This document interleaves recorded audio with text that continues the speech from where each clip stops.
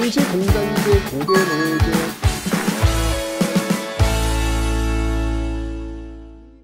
자, 경제 박정희 정부를 한번 좀 살펴보도록 하죠. 박정희 정부는 뭐 말 그대로 이제 한강의 기적, 한강의 기적, 그 기적의 신화를 썼던 그 정부가 바로 이 박정희 정부라고 볼 수 있겠습니다. 그 신화를 쓰는 데 있어가지고 이 경제개발 5개년 계획이 굉장히 중요한 역할을 하게 됩니다. 60년대 1, 2차 경제개발 5개년 계획, 70년대 3, 4차 경제개발 5개년 계획 이런 식으로 나오는데요. 일단 기본적으로 60년대는요. 박정희는 돈이 없잖아요. 돈이 없으니까 뭐 그 방법을 하기 위해서 엄청난 그 비판을 받으면서도 한일 수교를 맺고 베트남 파병하고 이제 그랬던 거 아닙니까? 그죠? 그러니까 이 당시 돈이 없어요. 없다 보니까 경공업부터 출발합니다. 경공업. 경공업은 뭐예요? 뭐 신발 만드는 거, 가발 회사, 옷 만드는 거. 돈이 많이 안 들어가는 거. 뭐 그럴 수밖에 없잖아요. 그죠? 여기서 이제 출발했는데 이 당시에 이런 어떤 우리의 경쟁력은 뭐냐면 싼 노동력입니다. 싼 노동력. 네. 지금도 여러분들 왜 그 옷 같은 거 이렇게 택 보시면 어디예요?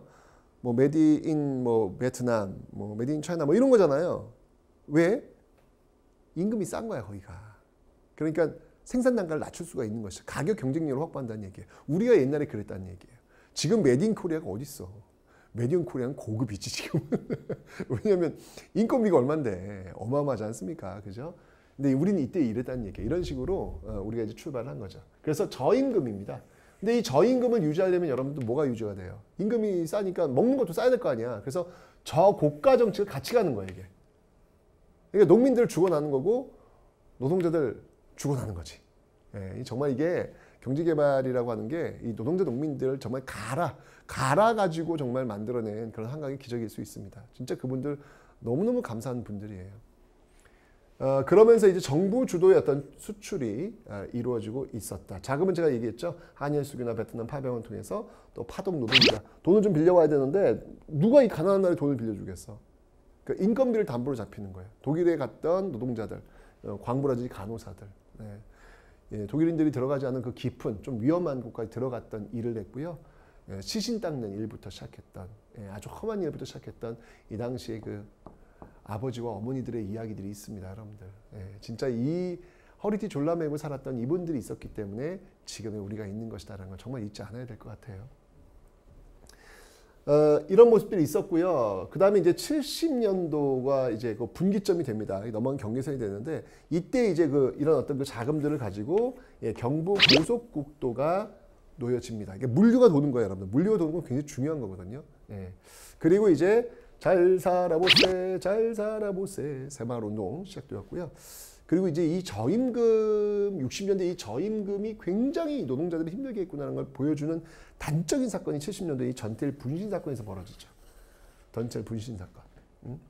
근로기준법 준수하라라고 하면서 싸웠던 그 모습들.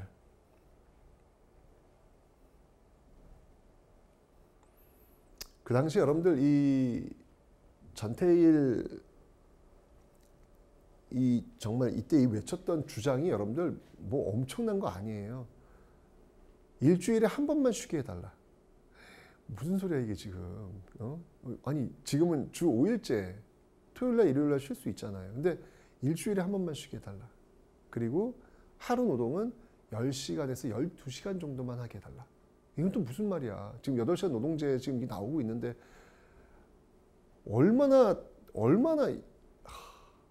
그 주장을 듣고 보면 너무 가슴이 아파요. 그러니까 바로 이런 어떤 그 주장이 있었기 때문에 지금 여러분들 주 5일제라든지 이제 주 4일제 이야기도 지금 나오고 있잖아요. 지금 그죠? 예, 어떤 이 노동 조건이 굉장히 좋아진 겁니다. 이분들의 어떤 이런 목소리, 이분들의 희생 절대 잊지 않아야 될 것 같아요. 그리고 이제 이 당시에 이제 있었던 게 뭐냐면 이 저임금 저고가, 특히 저고가 때문에 모두 다 이 도시로 올라와요. 그런 과정 속에 도시가 미어 터지는 거야. 미어 터지는 과정 속에서 벌어진 사건이 하나 있다. 이게 뭐냐면 바로 71년도에 광주 대단지 사건이라는 게 있어요. 1971년도. 이 광주 대단지 사건이라는 게 왜 나온 거냐면 광주는 여러분들 전라도 광주를 얘기한 게 아니에요. 경기도 광주를 얘기하는 겁니다. 이 광주가 어디냐면 지금 여러분들 IT, 대한민국 IT의 심장 어디입니까? 판교죠, 판교. 예, 성남시 판교 아니겠습니까? 지금은 정말 이 최첨단 그 도시로 지금 막 성장하고 있는데 거기 그 성남의 출발이 바로 여기서 출발하는 거예요. 광주 대단히 사건. 성남은 그냥 허벌판이었거든요. 아무것도 없었거든요. 근데 이 서울 특히 이제 청계천 쪽에 몰려든 그런 어떤 그 당시 어떤 그 가난한 빈민들, 그 빈민들을 이곳에 이 성남에 강제로 이주를 시켜요. 이주를 시켜. 오면 뭐 아파트도 지어주겠다 뭐 이런 얘기를 해가지고 이주를 시켜요.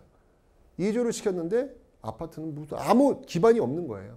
화장실조차도 없습니다, 여러분들. 정말 기본적인 생활이 유지되지 않는.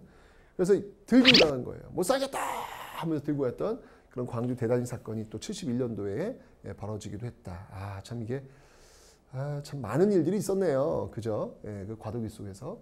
그러다가 이제 70년대 넘어오면서 3, 4차 경제개발 5개년 계획이 일어나면서 이제부터 이제 시드머니, 돈을 좀 모은 거야. 그 모은 걸 가지고 중화학 공업에 투자합니다. 이제 좀 돈을 더 많이 벌 수 있는 그 단계로 넘어간 거죠. 대표적인 게 이제 포항제철, 지금의 포스코, 전신이라고 볼 수 있겠죠. 이런 중화학공업이 70년 된 중화학공업, 60년 된 경공업. 돈이 없으니까 경공업, 시드머니 가지고 중화학공업. 그 비전을 바꾼 거예요. 자, 이러면서 드디어 수출 100억 달러를 77년도에 달성합니다. 대단하죠. 이게 정말 한강의 기적을 보여준 건데 이 과정에서 여러분들 72년도에 83 조치라는 게 있어요.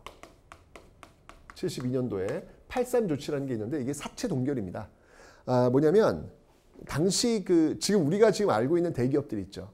이 대기업들이 빚에 허덕이고 있었어요. 특히 사채. 사채는 여러분들 이자가 엄청 세거든. 그러니까 아무리 돈을 벌어봐야 그냥 빚 갚는 데만 쓰니까 투자를 못 하는 거야. 그래서 정부에서 사채 빚을 무효화시켜버렸어요.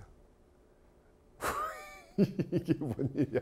이것도 여러분들 사실 지금으로서는 상상도 할 수 없는 일이죠. 아니 갑자기 경제 관계 속에 정부가 개입을 해가지고 빚을 그냥 기업들이 빚으로부터 해방되면서 투자가 더 가능해졌고 그게 경제 성장에 굉장히 도움이 되죠. 하지만 사채로 돈 버는 사람들은 완전히 쫄딱 망하게 되는 거잖아. 그죠? 진짜 이 시기가 지금 정상적 자본주의 사회는 아닙니다. 그죠? 그러니까 비정상적 방법을 통해서 어떻게든 경제 성장을 이뤄내기 위해서 이런 것들이 지금 이루어지고 있는 모습들. 이게 8월 달이에요. 7월 달에 7.4 남북공동성명, 8월 달에 83 조치, 그리고 10월 달에 10월 유신. 와, 72년도는 정말 정말 이게 뭐 그냥 눈 뜨고 나면 그냥 엄청난 사건들이 막 펼쳐지고 있는 그런 모습들이 아니었을까라는 생각이 듭니다. 어쨌든 그런 과정 속에서 77년도에 수출 100억 달러를 달성을 하고 있더라. 근데 70년대 쉽지는 않아요. 세계적으로도 오일 쇼크가 있어가지고 73년, 78년 되게 있었거든요. 쉽게 얘기하면 우리나라는 수출하는 나라예요. 기름값이 싸야 돼. 근데 이 오일 쇼크는 뭐냐면 중동 국가들이 뭐 전쟁한다 그래가지고 그러니까 오일 가격, 기름값이 엄청 올라간 거예요. 그럼 우리는 완전 타격이지. 그지? 근데 그때도 특히 73년도 1차 오일 쇼크 때는요. 대단해, 우리나라 사람들. 그것 중동으로 날아갑니다. 날아가서 거기서 건설업.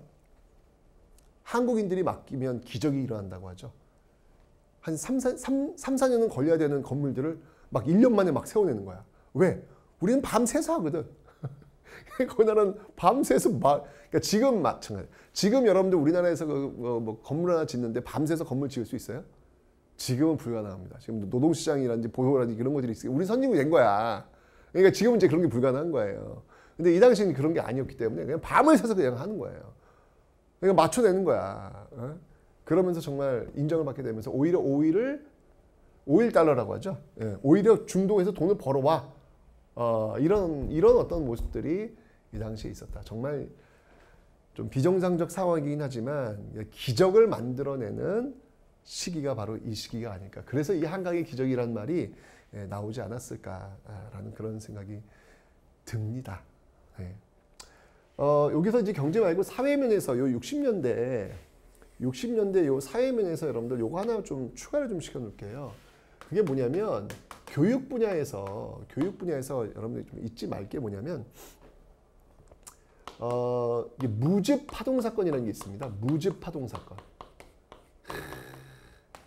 우리가 정말 교육 하나만큼은 이 교육열이 장난이 아니에요. 여러분들 옛날에는요 중학교도 여러분들 시험을 봤어요. 그러니까 중학교 때부터 난린 거예요. 원래 여러분들 우리 한국 학생들이 신체적으로 일본 학생보다 커요. 근데 이 시기에 일본 학생 비교할 때 우리가 작어. 왠지 아세요? 한창 가야 될 그 중학교 나이에 앉아가지고 하루 종일 공부하는 거예요. 좋은 고등학교 가야 되니까. 이건 아닌 것 같다. 제가 어떤 그런 고민이 있는 과정 속에서 무즙 파동 사건이 벌어집니다. 이게 뭐냐면 엿을 만드는데 무즙으로 만들 수 있느냐 없느냐 문제가 나온 거야. 그 중요한 시험에, 입시 시험에. 근데 무즙으로 만들 수 없거든요. 없는데 이게 오답인데 학부모들이 이 시험이 나간 다음에 무즙으로 엿을 만들어 왔어. 먹어봐라. 무즙으로 엿 만들어진다. 엿 먹어봐라. 이때 엿 먹으러만 나온 거예요. 엿 먹어봐라. 이거 무즙으로 만든 거다. 이게 막 소송까지 가고 난리가 난 겁니다. 그래서 야 이래야 되냐 이거. 이건 진짜 아닌 거 아니야. 그래가지고 결국 이제 나중에 이제 중학교 입시가 중학교 입시 요 입시가 폐지가 됩니다. 초등학교 때부터 이게 또 중학교, 고등학교 이게 있었으니까 중학교 입시가 이게 결국은 폐지가 되는 그런 어떤 모습들이 있었죠. 그리고 그 68년도가 여러분들 왜 그 김신조 넘어오고 푸에블로 사건 있고 울진 삼척 무장 공비 투쟁 막 밀고 내려오고 막 그랬죠. 68년도 가장 한반도의 가장 그 불안한 시기였다고. 그때 이제 뭐 향토 예비군도 이제 이때 만들어지고요. 향토 예비군도 이때 만들어지고요. 그리고 국민교육 현장도 뭔가 이제 우리를 하나로 좀 묶어내야 되는 그런 어떤 모습들이 있었겠죠. 다 그런 영향 속에서 68년도에 만들어지는 거예요. 다 이런 어떤 배경들 속에서 나오고 있다라는 것도 하나 추가로 하나 60년대 그 라인에다가 하나 집어넣으시면 되겠습니다. 됐죠? 자, 박정희 정부 봤고요. 다음 이제 경제 파트 전두환 정부 한번 살펴보도록 하겠습니다.